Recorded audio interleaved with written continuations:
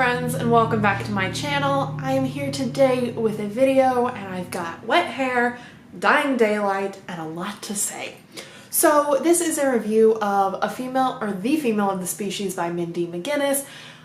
And I'm going to split this up into first part is spoiler free and the second part I have some spoilery thoughts to go over with you. Also, I'm sorry if I keep looking over. I'm filming with a viewfinder for the first time and it's weird. So the spoiler-free thoughts I have are going to be fairly short, so let's get into them. So if you are not aware, and this book is pretty big on BookTube, so I'm sure you've heard of it, this book is a contemporary that follows Alex, whose sister gets raped and murdered, and she sets out and kills the rapist or the presumed person who did it. They don't officially know it's him, but she's pretty sure, so she murders him. And that happens even before the book starts. And this book is supposed to be, you know, an examination of rape culture and talking about how, you know, the people closest to you or the people you know are the people who are statistically more likely to be the ones to commit these crimes versus someone on the street. And I just felt that this book fell very short of pretty much everything, honestly, and everything it tried to do and everything it tried to live up to, I felt like it just did not do a good job. I didn't like any of the characters. I felt that they were all incredibly unlikable from beginning to end, and I know in the beginning they were kind of meant to be unlikable and problematic, but they got some redemption at the end, but I didn't feel like it was actual redemption. I felt like it was a cheap, like, oh, the book's over, they're great now, they're great people now, you know, we can just forget all the other stuff. And that's just not realistic to me. Like I said, I felt like it didn't address any of the issues it was trying to address. So those are some baseline thoughts of why I didn't like it. I'll get into some positive things. I thought the writing was really well, I don't want to say it was well done because it's not the best thing I've ever read, but it's also not the worst thing. So it was paced well and it was super quick to read. I read it in almost like a day and a half, and I just, even though I didn't like it as I was reading it, the writing was compelling enough for me to continue, which is not something I can say for most books I don't like. Most of the time, are you eating cat hair?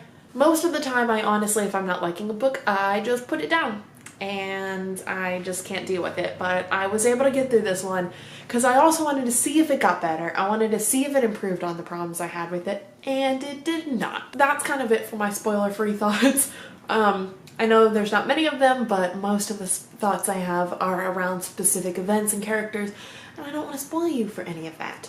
So if you have not read this book or you don't want to be spoiled or whatever, then goodbye, and I will see all of you guys in my next video. But if you are here to be spoiled, then I've got some thoughts. So if you can't tell, this video is not scripted whatsoever, and I'm just kind of talking about things as I think about them. So the first thing I'm going to talk about is, like I said, I found these characters to be incredibly unlikable and problematic. Now in the beginning, they're kind of written to be that way. You get 3 points of view. You get Alex, who is the girl whose sister is murdered. You get PK, who's the preacher's kid, is what PK stands for. It's the nickname she goes by. And then you get Jack, I think that's his name, Jack, who is basically just a jock and gets tangled up with these characters. Alex, you know, is dealt with a lot of trauma in regards to her sister being murdered, but she's also a sociopath who says in the book that she would have murdered people anyway. It's not even that she was trying to avenge her sister. I felt it was more like she finally had an excuse to do the crime she's always wanted to. And I say that because the moment she hears of another creep, she goes out and immediately murders him. So it just kind of gives less weight to her character. I also felt that she was incredibly flat. She did not have any personality, which is kind of addressed in the book, but to me, if you've ever seen Supernatural and you know the character Cass, who is an angel and has no idea how people work or conversation works, that's kind of how she felt. She talked in a really awkward, like, I'm an 18th century professor way, where she was just very cold. Her sentences were short. She was using language that most teenagers would not use in a casual conversation. So, and her excuse for all of this is that, because a character kind of calls her out and I was like, hey, you talk really weird, and her excuse is that she reads books, so she's not like other girls. And then you've got PK, who is, like I said, the preacher's kid, so she's dealing with, you know, the stigma around that. She is so filled with girl hate, it is ridiculous. And that's something I don't see people talk about in the reviews, is the fact that she slut shames. She just is antagonistic towards most women, and that doesn't get resolved by the end. She blames the girl who seduced her significant other, her boyfriend, for doing so, but doesn't blame her boyfriend for being the one to sleep with her. She calls out the antagonist of the book, the mean girl. She calls her out and says that if she, what was the quote? If she was a doll who bent her legs the way that Branley, this girl did, then the doll's legs would break because her legs are open so far and so often, which is just like, why? For a book that's supposed to be empowering and discuss rape culture, I felt like it was incredibly derogatory towards women most of the time. And even by the end, where she was like, you know, maybe it's not entirely Branley's fault that my boyfriend was terrible, but, you know, she's still a hoe, so I'm just... And that... It rubbed me the wrong way. I did not like her through and through from the beginning of this book to the end of the book. And then you have Jack, who, like I said, he's a jock. He dated... I don't know, all these characters are sleeping with one another. He was longtime friends with Branley, like I said, the antagonist, but then he, like, boned her all the time, but then he met Alex and suddenly fell in love with her. They were, like, in love with each other. They were in love with each other within a very short amount of time, and when he learns that she committed past atrocities and that she just murdered this new person, he's like, you know what, we can work through it, huh? We'll just go get you some therapy. She murdered people. Like, I get that it was supposed to be written off as some sort of vigilante justice. In fact, she says in the book that, you know, she tried to look up a definition for what she is. She came across sociopath. She came across psychopath. But those didn't fit her. What fit her was vengeance. Except for, no, she just continues... Ooh, my hair.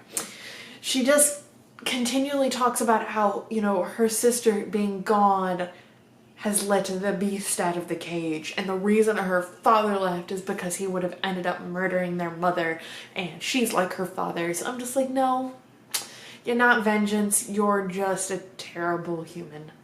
So Jack falls in love with her. I felt that he was really one-dimensional because, you know, Branley at the end seduces him again, and he's like, well, I guess I'm a dude, so I'm gonna fuck her, and then, you know, that'll be it.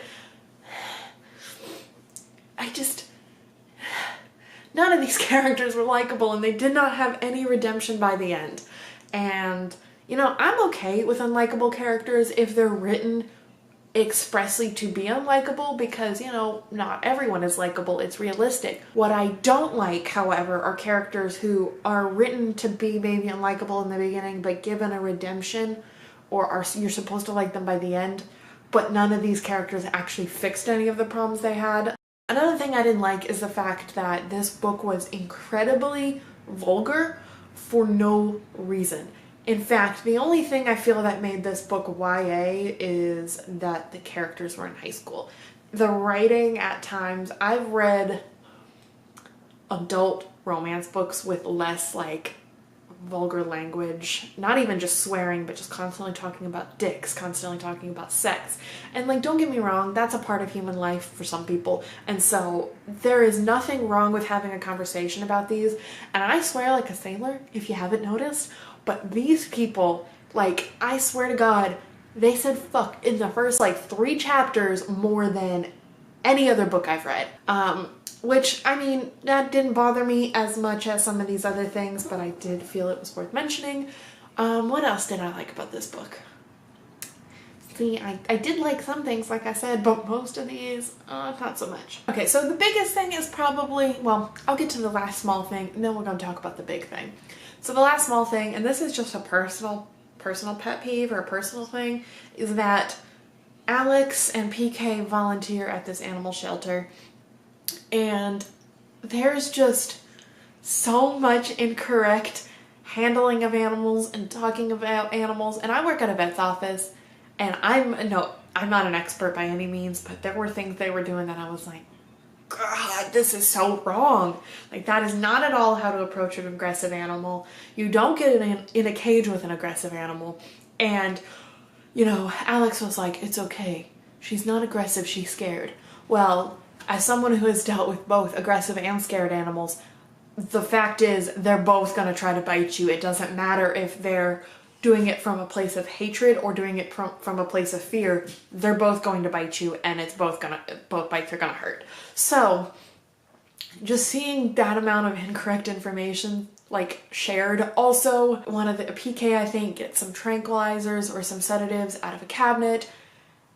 As a volunteer especially, she should not be able to do that. The owner, I guess, of the shelter should be vigilant to prevent that kind of stuff, and if she's compliant with that kind of stuff, then that is a problem. These are just little personal things. Also, the thing in the beginning where the book gets its name says that the, you know, females are more often dangerous than males because they have a womb to protect, so it's often the female of the species that you need to worry about, which is just wrong. Female, if we're going to talk about dogs, which is kind of what this was in reference to, both female dogs and male dogs are equally likely to be aggressive. It has nothing to do with their sex. It has nothing to do with whether or not they have a womb, because there is more to, you know, people or animals than their ability to produce children, and that just that whole line / quote just rubbed me the wrong way. It just, no, I did not like it. So the final big thing I want to talk about is the fact that I feel like this book did not address rape culture at all, which is bad because it's supposed to be a book about rape culture. The only thing it did kind of positive in the beginning was they had a police officer doing an assembly at their school who said that statistically you are more likely to be raped or sexually assaulted by someone you know versus a stranger on the street, which is an accurate statistic. However, every rapist in this book, including the one that murders Alex's sister, he was just a random creep on the street. Then you have a pedophile. Then you have just some random druggies at a party, and it just comments on the fact that statistically it's gonna be someone you know, but then all of the people who are acting on that and being creeps and being rapists in this book don't stick with that. They're the stereotypes of like the creepy guy who lives alone and, you know, blends in with society. Then you've got the druggie, then you've got the pedophile, and while those are people who commit these atrocities, they are not the only ones, and they are not the ones that this book should have been trying to focus on. During that little speech of the officer, some guy made a really crude rape joke, and that was kind of brushed off. This book didn't address sexism. It didn't address the fact that, like I said, PK was full of girl hate and slut shamed, and, you know, kind of had a, well, she was asking for it kind of mentality around girls like Brandley or girls who were incredibly effeminate. And it was not good. It did not do what it was trying to do. In fact, I felt like to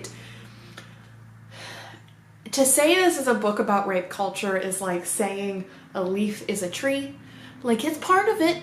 It deals somewhat with it, but it is missing the entire picture. And I just don't know why everyone likes this book. And I've said it before in my negative reviews, you are more than entitled to liking this book if I didn't like it. And you're entitled to like any book I don't like, because that's the wonder of books and opinions. But I don't see anyone but maybe one or two other reviewers commenting on these problems this book has and the fact that they are not addressed by the end. The only like redemption that Jack, it's Jack, right?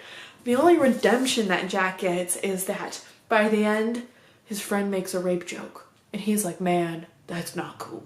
But like, that's it. There's no addressing the sexism in the school. There's no addressing the fact that, you know, these teen boys in the high school, the jocks, are, you know, statistically most likely to be the ones to assault these girls. and they don't address that at all. They don't address just this book. It just fell flat, and I have just thoughts, and this was rambly and probably nonsensical. I did not enjoy, my cats are going wild. If you can't tell, I did not enjoy my reading. I did not enjoy my reading experience of this book. Like I said, I will give it that it went by fast, and it was easy to read, and you know, the writing wasn't terrible, but every other aspect I pretty much didn't like. I couldn't even tell you what city this book was set in. It could have said it in the beginning, but honestly, I don't know. It was definitely supposed to be a character-driven story, but you know, it's hard to have a character-driven story when none of the characters are interesting or likable. So anyway, that is all of my thoughts on The Female of the Species. Let me know if you agree or disagree with my thoughts in the comments below and how you felt about this book, because, you know, I'm welcome to discussions. And as always, thank you guys for watching, and I will see you all in my next video. Bye!